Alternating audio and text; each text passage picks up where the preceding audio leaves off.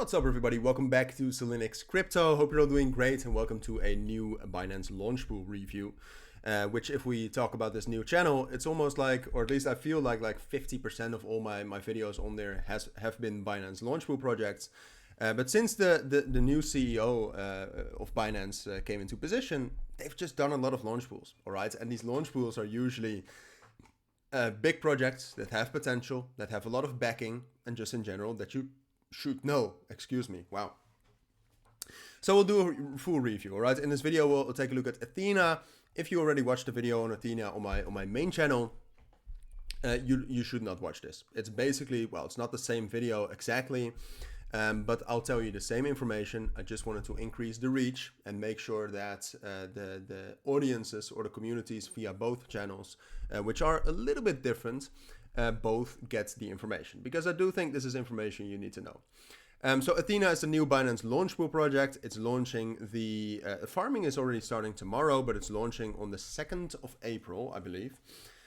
So what you have to do if you want to farm this, which you should definitely do, preferably with BNB, because the pool for BNB is bigger, as you can see. All right, so that's the best thing to do if you want to maximize your rewards. You will probably not get that much, but that's also the idea behind the launch pool. In short, do I think this has potential? Do I think you should buy this? Probably yes. All right. Do I think it has potential? Yes. Do I think you should buy it? It depends on the launch. It depends on the market cap it has then, but we'll go over that. But that's what you need to know for now. I mean, you basically go to more Launchpool and Launchpad, stake your BNB or FD USD there, and then the tokens will be transferred to you. That's at least how it works with Bybit. Personally, I cannot use Binance. So Ethena, to quickly go over what it is, the main thing they have is USDE or SUSDE. It's basically the same USD, US dollar, Ethena. That's where the E comes from, which is their stable coin. It's a synthetic stable coin, all right? So what that means is that it's not actually backed by dollars. The interesting part about Ethena is that it's backed by Ethereum. Not only Ethereum, because if it was only backed by Ethereum and the price drops down, it becomes under collateralized, which is, well, for those who have been around for the last couple of years, that can be pretty disastrous. No, it's backed by spot Ethereum and short Ethereum futures, all right? So at the same point of time, while they're buying Ethereum and they stake that, and with the staking rewards, they can also, they can justify and they can create these ridiculous yields, because right now they have 35.4% on your USDE. So that's what they do with the spot Ethereum, and then they also short Ethereum to create a delta neutral effect. So basically, if Ethereum's price goes up, the spot goes up, the short goes down in value, but it's still the same. And if Ethereum goes down, the short goes up in value and the spot goes down in value.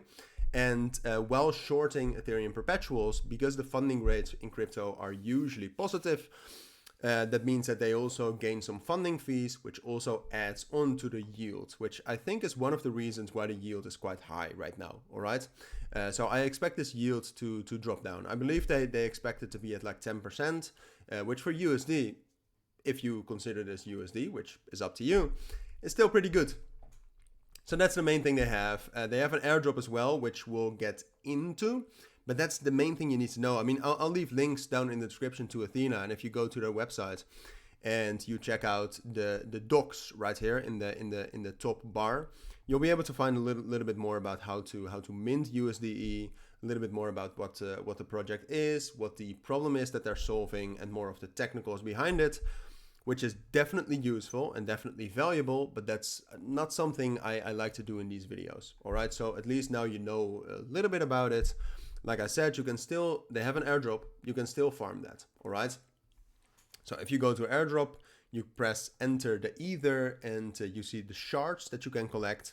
By doing these actions, you can gain shards. If you have shards, you'll gain an airdrop, most likely, all right? Maybe there's some sort of a threshold you need, but that's not something I know. So if you want to do that, like I said, links will be down in the description, but for now, let's focus on something else. So in general, it's interesting. The idea behind the project is interesting. What makes it even more interesting, outside of the fact that it's a Binance Launchpool project, is the backing. All right. If you look at the backing, is that they're backed by Binance Labs, Dragonfly, Wintermute, Delphi, GSR, all major venture capitals, which usually they do quite well with the projects they have. And then they also have major backing, which you can see right here, but you cannot see that, but major backing by some major influencers in the crypto space. So they both have money and they have influence on social media to push the project, which is definitely bullish. And apart from that, I mean, it's very much the mix of a launchpool and the coverage that they have in the institutional spheres and with influencers. Usually that mix is just very bullish, all right? And there's not much that can go wrong, except for the fact that you should still use your head. Don't instantly buy after launch. Maybe the valuation is crazy. You need to wait for it to drop down, find some sort of a fair valuation, consolidate, break out, and then buy. I'll keep you updated on that, but yeah, I would not necessarily buy this instantly after launch.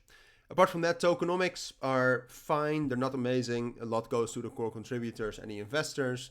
That's locked up for the first year though, so that's at least a little bit good. Airdrop is 5%, which is nice. And the rest is untracked, so I cannot tell you about that. But it's in general, this is not ideal, but it's starting to become the norm, all right? And even though I don't like these tokenomics that much, they will also, I think, not prevent the project from performing. So that's what I think you need to know for now, all right? It's up to you. Let me know if you have any more questions, of course. But for now, if you have any questions, let me know. Thank you for watching. Don't forget to subscribe, and bye.